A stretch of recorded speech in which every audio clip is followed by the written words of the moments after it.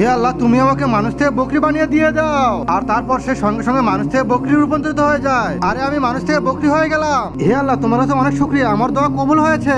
এখন আমাকে পরিশ্রম করে টাকা কামাই করতে হবে না, এখন তো আমি মজা করে মানুষের ঘাস খেয়ে বেড়াবো। হে আল্লাহ, তোমার কাছে অনেক শুকরিয়া জানাই, আমার দোয়া তোমার কাছে কবুল হয়েছে। তুমি তো মানুষকে বকরি বানিয়ে দিলে। আমি তো এখান থেকে এক্ষুনি গিয়ে আমার বন্ধুর কাছে ইফতারের জন্য ওকে দাওয়াত দিয়ে দেবো। আরে ওস্তাদ, আমার তাহলে তাতে কি উপকার হবে? আর তোর মুখটা বন্ধ রাখ, আর তো তুই আমার সঙ্গে চল। তারপর সে একটি পলিথিন বের করে তার মুখটি ঢেকে দিয়ে দেয়। আরে এই যে আমার মুখটি বন্ধ করলে কেন? তারপর ওই বকরিটির পায়ে থাকা দড়িটি সে তো তাড়াতাড়ি করে ওই দড়িটি খুলে ফেলে তারপর তো তার বন্ধুর কাছে চলে আসে। এদিকে তার বন্ধু মজা করে খাবার খাচ্ছিল। তার আগে মাকে তো আমরা সবাই ভালোবাসি, আজকে দেখে সেই মাকে ভালোবাসে কে কি। এই ভিডিওতে লাইক দিয়ে চ্যানেলটিকে সাবস্ক্রাইব করে দিয়ে দেয়। আর আসলে আমি দেখতে চাই তুমি তোমার মাকে কতটুকু ভালোবাসো।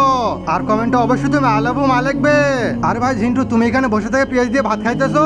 আরে এই ভাত থুয়ে দে, তুই আর খাস না। আমি তোকে সন্ধ্যাবেলা দাওয়াত দিলাম, ঝন্টু ভাই আমার বাড়িতে তুমি এসো। আর সন্ধ্যাবেলা কেন? আমি তো এক্ষুনি আমি এই পানির মোটরটি বন্ধ করে এক্ষুনি যাচ্ছি তোমার বাড়িতে। তারপর তো সে তাড়াহুড়ো করে মোটরটি বন্ধ করতে দেয়। আরে হারামখোর, তুই তো এখন আমার মুখটা খুলে দে। হ্যাঁ হ্যাঁ, আমি এক্ষুনি তোর মুখটা খুলে দিচ্ছি। আরে বা বস, তুমি তো অনেক চালাক। আরে আমাকে তো তুমি পেয়ে তোমাদের বন্ধুদের কাছে পার্টিতে আমন্ত্রণ দিচ্ছ তুমি।